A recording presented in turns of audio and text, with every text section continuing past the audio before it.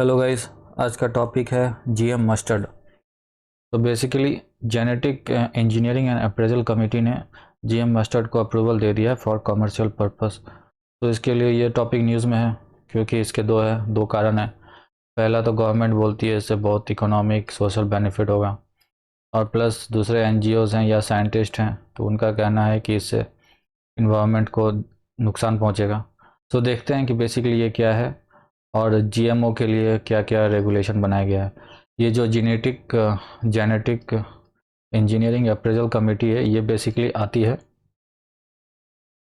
India के अंदर। एक रेगुलेशन है जिसका नाम है rules for manufacture, use, import, export, storage of hazardous micro organism, genetically engineered organisms and cells, 1989। बहुत लंबा रूल्स है।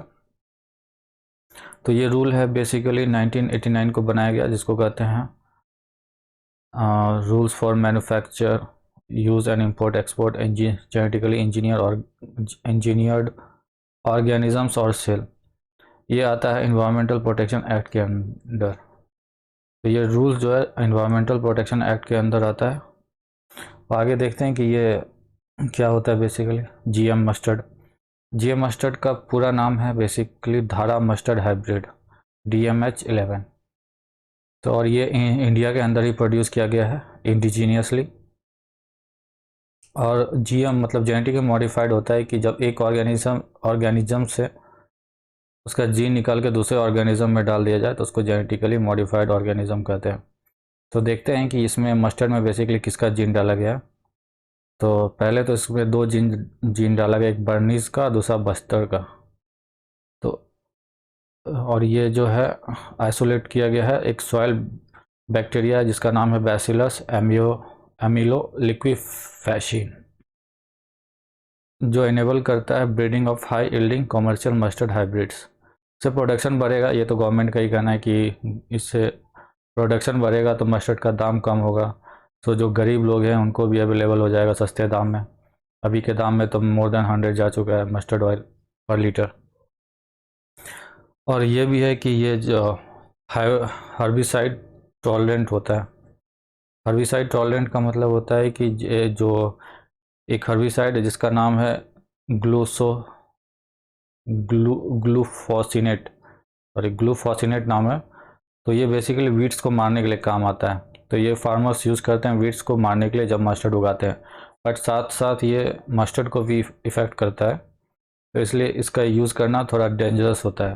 बट अभी का जो नया जीएम मस्टर्ड है, जो सीड्स है, तो ये टॉलरेट होता है, उसको मतलब टॉलरेट कर सकता है, टॉलरेंट होता है। तो इससे क्या होगा कि आपको जितना भी डालो कोई इशू नहीं होगा, मतलब प्लांट को कोई इम्पैक्ट नहीं पड़ेगा। बट एक इशू जो साइंटिस्ट का बोलना है कि ये इसके अंडर ही रह जाएगा। तो ये कंज्यूमर को जब हम इसे खाएंगे या फिर इसका यूज़ करेंगे अपने फूड में, तो ये हमारे क्या बोलते हैं सिस्टम में आ जाएगा, बॉडी के सिस्टम में घुस जाएगा और फिर हमारे बॉडी को इम्पैक्ट डालेगा। तो देखते हैं कैसे इम्पैक्ट डालेगा और जीएमओ क्या होता है या फिर जीएम क्रॉप क्या होता है, कैसे प्रोड्यूस होता है, आगे देखते हैं। बेसिकली जीएम जो होता है वो जेनेटिकली मॉडिफाइड ऑर्गेनिज्म होता है, वो तो बताया। जब एक लिविंग मॉडिफाइड ऑर्गेनिज्म भी कहा जा सकता है इसको, LMO, जहाँ पे in any organism whose genetic materials has been modified using laboratory based transfer of genetic materials from another organism. मतलब एक बैक्टीरिया, जैसे बैक्टीरिया का जीन निकाल के मस्टर्ड के सीड में डाल दिया या फिर मस्टर्ड के प्लांट क्रॉप में डाल दिया, तो वो उसको कहते हैं जेनेटिकली मॉडिफाइड। तो वो हो गया। और इससे क्या फ़ायदा होता है कि हम बहुत लार्ज स्केल पे ह्यूमन इंसुलिन प्रोड्यूस कर पाते हैं, वैक्सीन प्रोड्यूस कर पाते हैं इस टेक्नोलॉजी के कारण, जीएम टेक्नोलॉजी के कारण। और ग्रोथ हार्मोन्स भी प्रोड्यूस कर पाते हैं और बहुत वेरियस ड्रग्स का भी प्रोडक्शन इस टेक्नोलॉजी से ज़्यादा हो जाता है। होता तो है ही, अगर नहीं भी जीएम यूज़ नहीं करेंगे तो कम प्रोडक्शन होगा, बट जब जीएम का यूज़ करते हैं तो प्रोडक्शन बढ़ जाता है। जैसे एक एग्जांपल है, जैसे यूज़ होता था animal based rennin for cheese production. तो एनिमल बेस्ड रेनिन प्रोटीन का यूज़ किया जाता था चीज़ प्रोडक्शन के लिए। तो वो अब क्या हो गया है कि ये चीज़ प्रोडक्शन का यूज़ करने के लिए एंजाइम का यूज़ करने लगा, enzyme chymosin instead of rennin protein का चीज़ के लिए। तो ये एक डिफरेंस आ गया। तो इससे आपको ज़्यादा कुछ जहाँ रेनिन का ज़रूरत कम पड़ जाएगा, नहीं तो पहले इसका ज़रूरत पड़ता था।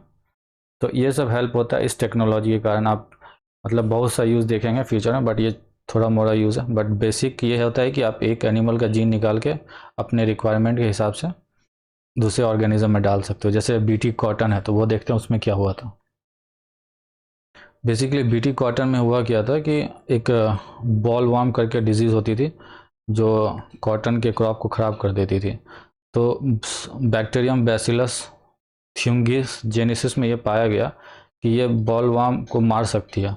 तो ये जीन निकाल के इन लोगों ने कॉटन के अंदर डाल दिया। तो अब कॉटन को इस बॉल वार्म से कोई इम्पैक्ट नहीं पड़ता है और ये एक डेवलप्ड हो गया। मतलब अब इसका प्रोडक्शन भी हो सकता है और इसको कोई बॉल वार्म का इम्पैक्ट नहीं पड़ता।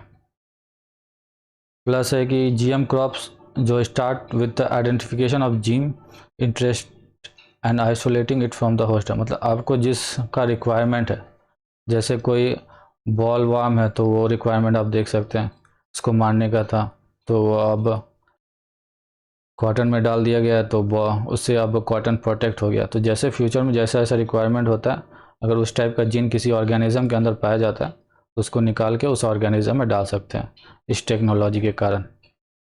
इससे क्या होता है कि आपका परफॉर्मेंस भी अच्छा हो जाता है और फिर प्रोडक्शन भी ज़्यादा हो जाता है। और ये तो रेगुलेशन का बात हो ही चुका है इंडिया में कि rules of for manufacture under environment protection act. And ये बेसिकली देखती है कि development, cultivation, trans boundary movement of GM crops regulate कर सके, ताकि safety of animal health, human health and biodiversity. कभी कभी इसका इम्पैक्ट भी पड़ता है, जैसे अभी एनजीओ या साइंटिस्ट ने कहा है कि अगर आप ज़्यादा प्रोडक्शन करोगे तो जो लोकल होते हैं, लोकल क्रॉप्स, वो डिस्ट्रॉय हो जाएंगे, या लोकल जीन्स जो होते हैं वो डिस्ट्रॉय हो जाएंगे। तो ये इम्पैक्ट पड़ता है। तो आज के लिए इतना ही। Thank you.